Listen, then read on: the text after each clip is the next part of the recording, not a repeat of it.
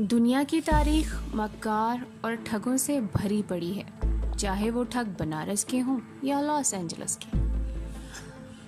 Urdu mysterious world के साथ हूँ, मैं हूँ कुरातुलैन, और आज की इस एपिसोड में मैं आपको फ्रांस की तारीख के एक ऐसे ही किरदार से मिलवाने जा रही हूँ। विक्टर लस्टिंग फ्रांस की तारीख का एक ऐसा ही ठग हो गुजरा है। वो एक इंतहाई ज़हीन इंसान था। वो ज़हीन होने के साथ साथ मक्कार और चालाक ठग हो गुजरा है, जिसने आईफल टावर तक को अपनी मक्कारी से बेच डाला। विक्टर लस्टिंग ऑस्ट्रिया के शहर हंगरी में पैदा हुआ। ज़्यादातर लोग उसे आर्नो के नाम से जानते हैं। ये इंतहाई ज़हीन और वजी इंसान था और उसे कई ज़ुबानों पर अबूर हासिल था। उसके दोस्तों का कहना है कि विक्टर को बहस में हराना नामुमकिन होता था। वो इस कदर पुरकार और संजीदा गुफ्तारी से दलील देता था कि उसकी बात पर सुनने वाले यकीन कर लेते थे।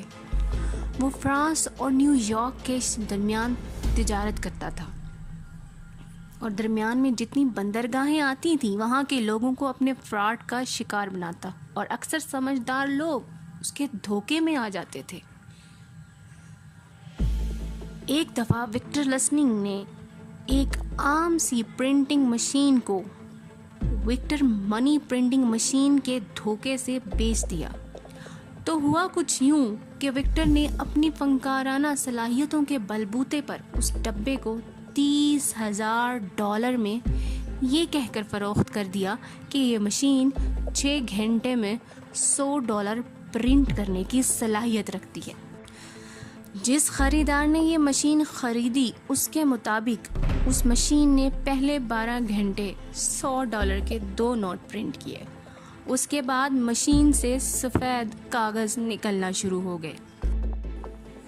विक्टर ने इसी पर बस नहीं किया, वो आगे भी लोगों को धोखा देता रहा। विक्टर को जिस स्कैम की वजह से शोहरत मिली वो आईफल टावर स्कैम है। 1925 में फ्रांस पहली जंग अज़ीम की तबाहकारियों का शिकार हुआ और जंग के बाद जिन तामीरात को नुकसान हुआ उसमें आईफल टावर भी था। एक सुबह विक्टर ने अखबार में एक मजमून पढ़ा था कि शहर की तामीरात पर काफ़ी खर्च हो रहा है, सरकारी ख़जाने में इतने पैसे नहीं हैं कि आईफल टावर को मुरम्मत किया जा सके। इस मजमून को मद्देनज़र रखते हुए विक्टर ने आईफल टावर को बेचने का मंसूबा बनाया। वो जाली कागजात बनाने का माहिर था। उसने अपने लिए एक जाली सरकारी ऑफिसर के कागजात बनाए और शहर के 6 मशहूर कारोबारी लोग जो कबाड़ का काम करते थे उनको मदऊ किया।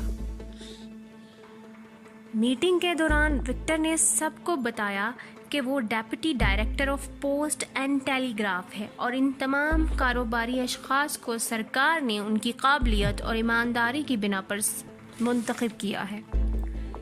सरकार इस फजूल लोहे के कबाड़ आईफल टावर को मुरम्मत करने की अहलियत नहीं रखती, इसलिए इसको फ़रोख्त करना चाहती है। सरकार चाहती है इस मामले की किसी को भिनक भी न पड़े। इतनी चुपड़ी बातों से उनमें मौजूद एक शख्स एंड्रे पॉइजन इसकी बातों में आ गया। एंड्रे को उसकी बीवी ने खबरदार भी किया, लेकिन विक्टर ने इसकी बीवी को भी राम कर लिया। यूं विक्टर ने उस शख्स को आईफल टावर बेच दिया। एंड्रे अगले दिन टावर को गिराने बड़ी बड़ी क्रेनों के साथ आईफल टावर पहुंचा। पुलिस के रोकने पर एंड्रे ने उन्हें टावर की खरीद के कागजात दिखाए। छानबीन पर पता चला कि ये कागजात जाली हैं। विक्टर को जब पता चला कि बात फ्रांस की पुलिस तक पहुंच चुकी है तो वो अपने सामान समेत रफू चक्कर हो चुका था। इस वाक़ये के बाद विक्टर को कभी भी पकड़ा नहीं जा सका।